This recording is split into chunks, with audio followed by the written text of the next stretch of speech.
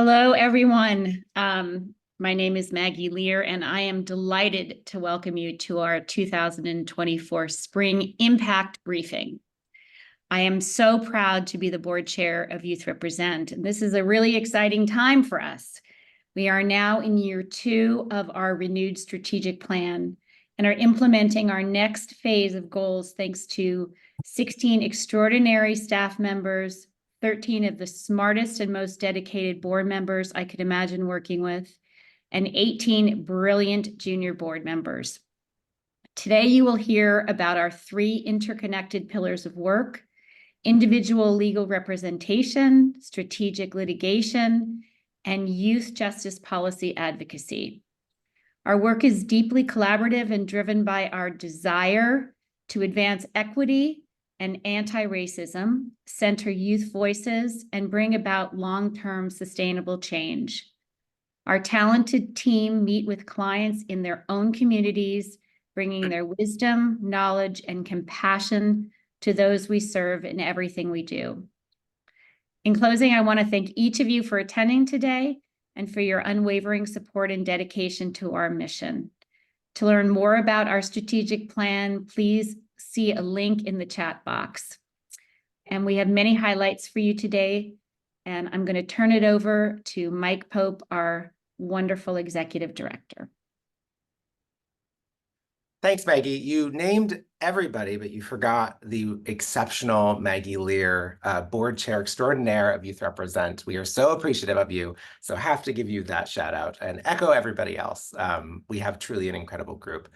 Today, we're going to hear from each of our programmatic heads from strategic litigation, direct legal services, and policy and advocacy. But before I pass the Zoom mic, if that's what it's called, to Dale to talk about our direct legal services, I wanted to share a few organizational highlights from the year. First, we welcomed Keon Remnith to our exceptional board of directors. I echo Maggie's admiration for the folks that we have that are leading the organization from board of directors perspective and guiding us along the way here. Secondly, we are thrilled to add 3 staff members to our organization. Amma Boham as a paralegal, Jade Foote, who's our development associate and also helping with the back-end tech. Thank you, Jade, for this event. And Brooke Edwards, our newest staff attorney, has been also added. Their talent and dedication has already honestly been instrumental to our team, and just extend the warmest gratitude and welcome to those staff members. And last, we've made significant progress on our 5-year strategic plan. As we conclude the second year, our focus now shifts towards significantly enhancing our communication impact and capacity, furthering our youth-driven objectives, and publishing our first inaugural DEIA report, which will highlight our areas for growth and achievement, how we're learning and growing, highlighting both quantitative and qualitative experiences from a diversity, equity, inclusion, belonging perspective as the organization. We're excited to start building out that report this year. It's honestly been a remarkable year, and I'm filled with anticipation for the upcoming 2024 year, as we will continue to champion youth justice across New York and beyond. So now, without further ado, let me hand off to Dale Ventura now. Dale, you're up. Thank you so much, Mike. Hi, everyone. My name is Dale Ventura, and I am the Director of Community Legal Services at Youth Represent. Thank you all for taking a moment from your busy days to join us.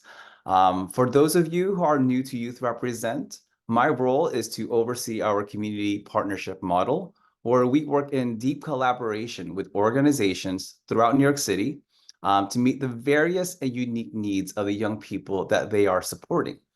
Unlike most legal services providers, our legal team members travel to our partner sites to deliver Know Your Rights workshops and also to conduct one-on-one intake sessions so that we can connect directly with youth if they have a legal need.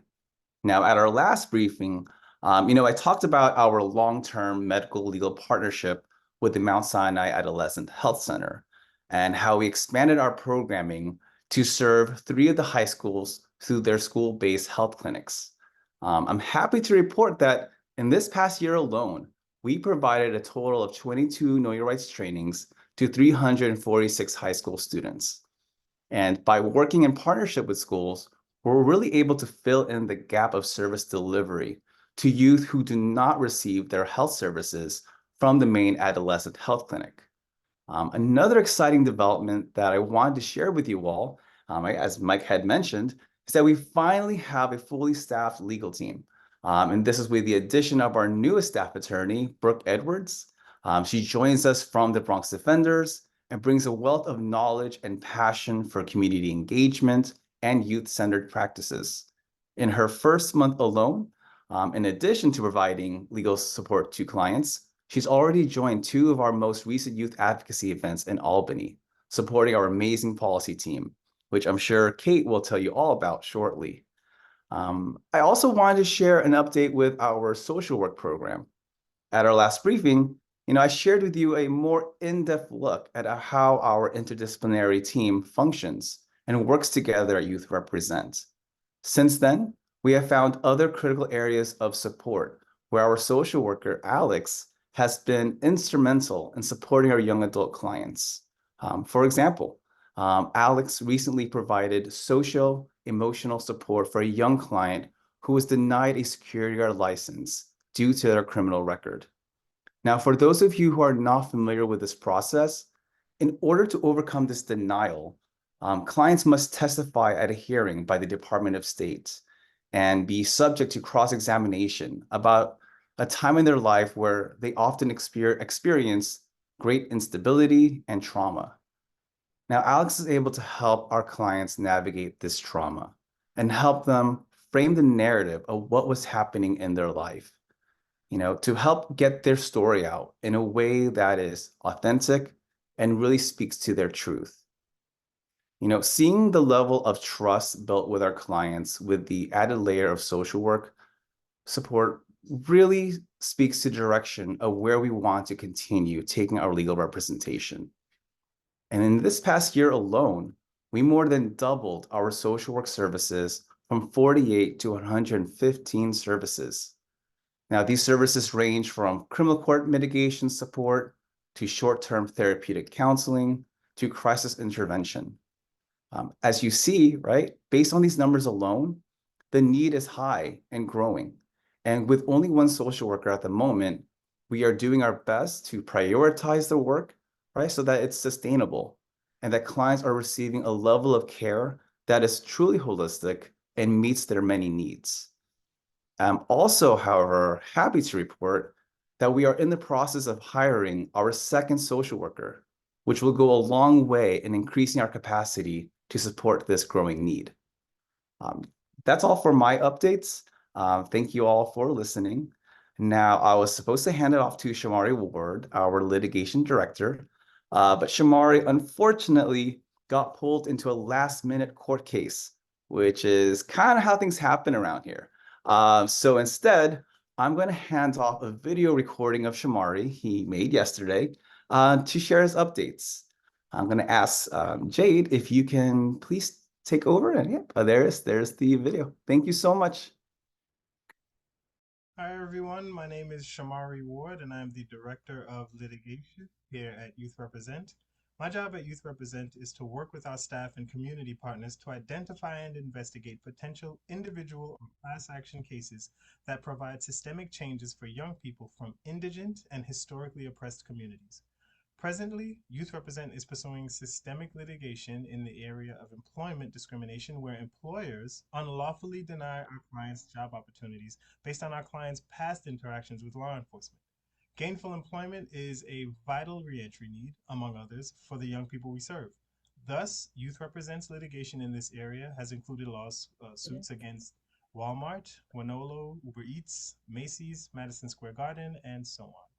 Our case against Walmart is in the discovery phase currently, and we are exchanging documents and information crucial to framing our legal claims. Both our Winolo and Uber Eats cases, on the other hand, have settled for sums of money that will greatly benefit our clients and the class of individuals negatively impacted by discrimination stemming from their past and current criminal legal system involvement. To date, Youth Represent strategic litigation has secured for clients and class members over $8 million in settlement funds, which has provided support for over 24,000 individuals wrongly discriminated against for having system involvement. Since being at Youth Represent, I've had the pleasure of overseeing and vetting cases that systemically and financially benefit the young people we serve. The opportunity to be gainfully employed, without question, is of paramount importance to our clients. However, our clients have needs that extend beyond the realm of employment.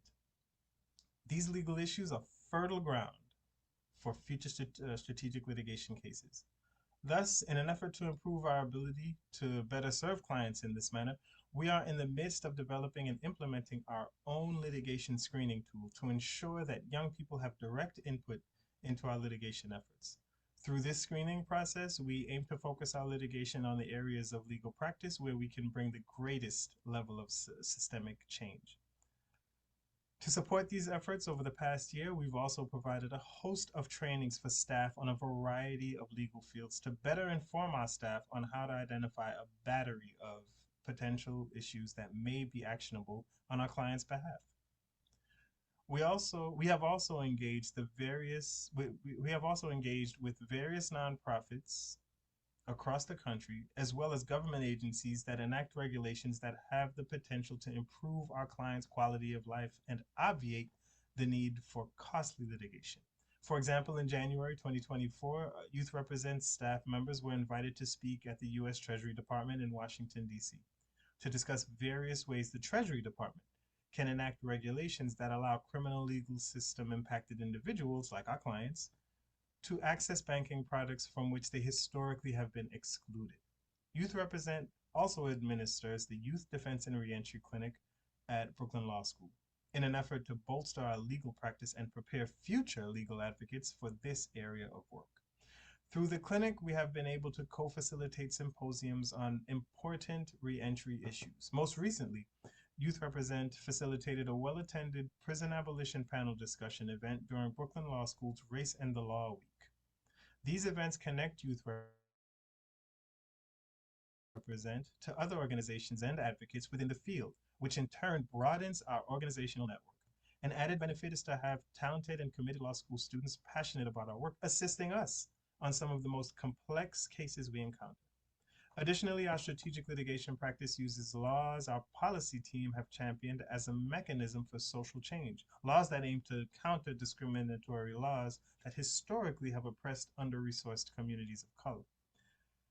As more of these discriminatory laws get rolled back and new, more fair and progressive laws replace those outdated laws, Youth Represent sees an obligation to ensure corporations and governmental entities with which our clients interact treat them fairly in accordance with these updated laws.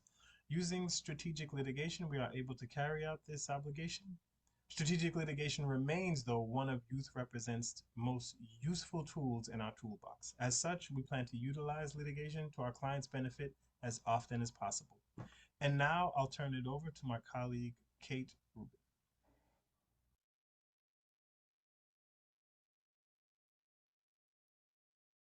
Good afternoon. My name is Kate Rubin. I'm the Director of Policy at Youth Represent.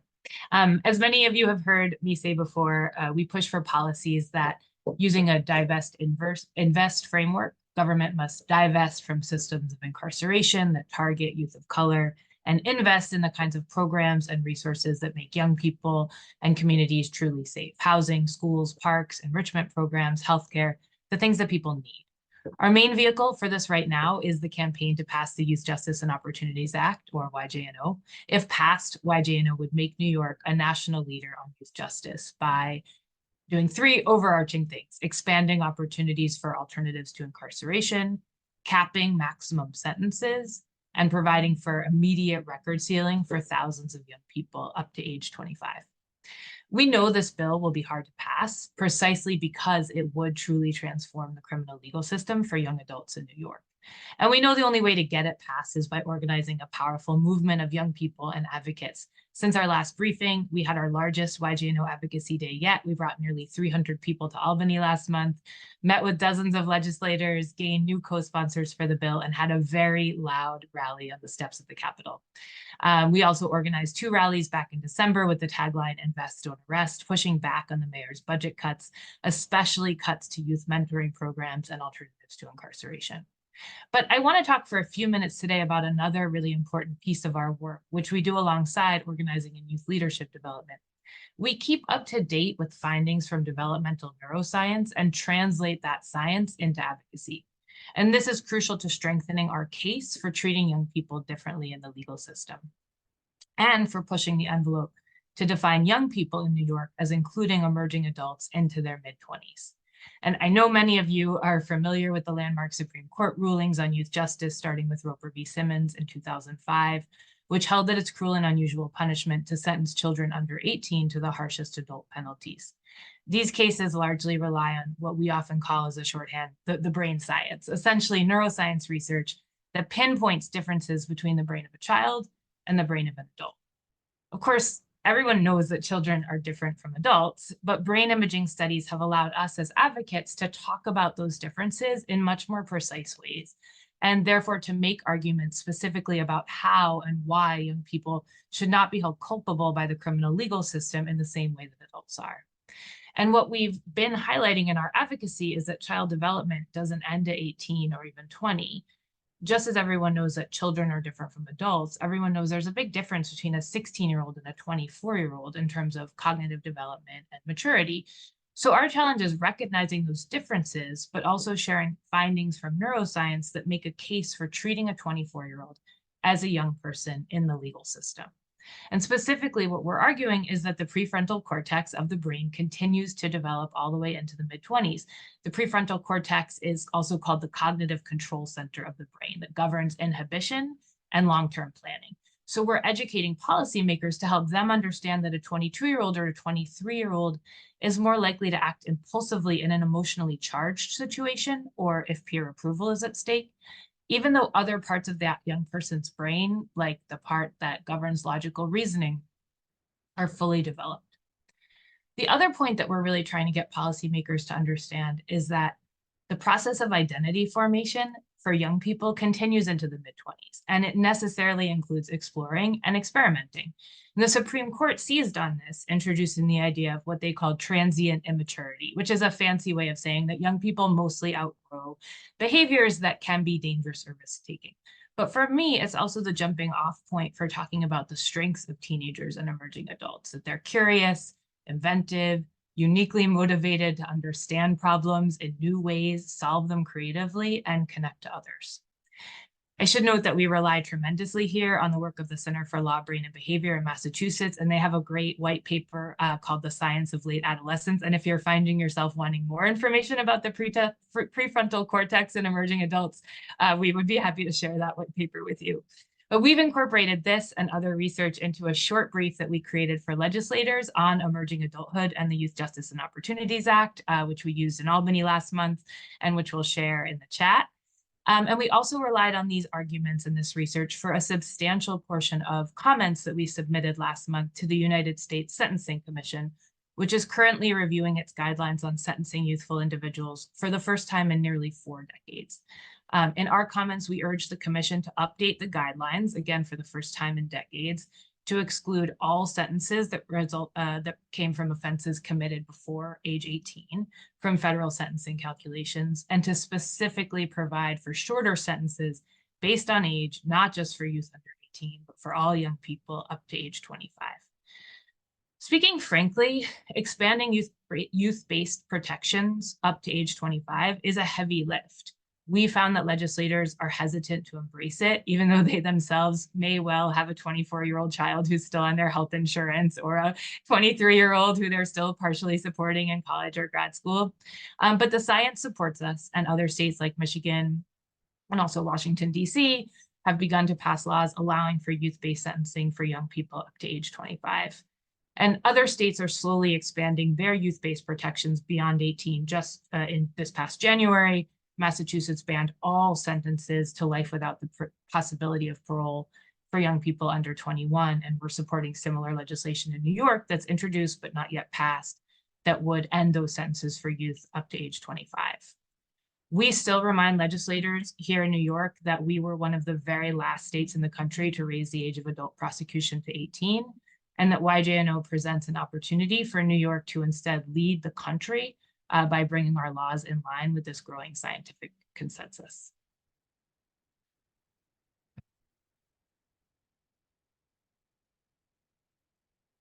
unmute myself. There we go.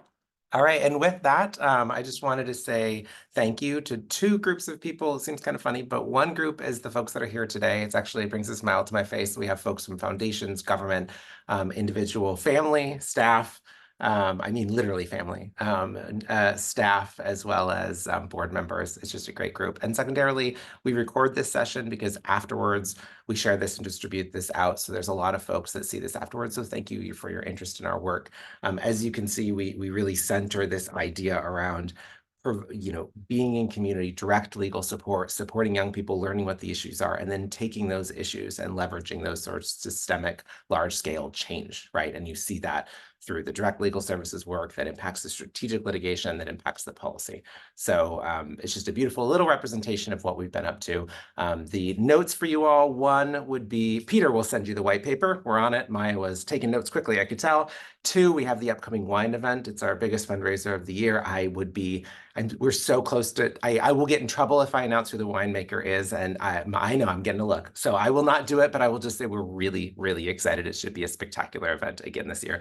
And third, if you have either more interest yourself on learning more about any of these issues, just please let us know. This is, especially with a group like this is the organization that we're leading on behalf of young people. And so the more that we can bring folks in and share our experiences of what we're learning from them with you and how we can be providing transformational change for them, that's what we're here for. That's what we want to do. So let us know. Share this video if you think anybody else might be interested. But that is the show that we have for you today. Thank you for your interest in Youth Represent and for your continued support. Some of you literally for 15 years since we began. So we so appreciate you. And thank you for advancing youth justice in New York along with us.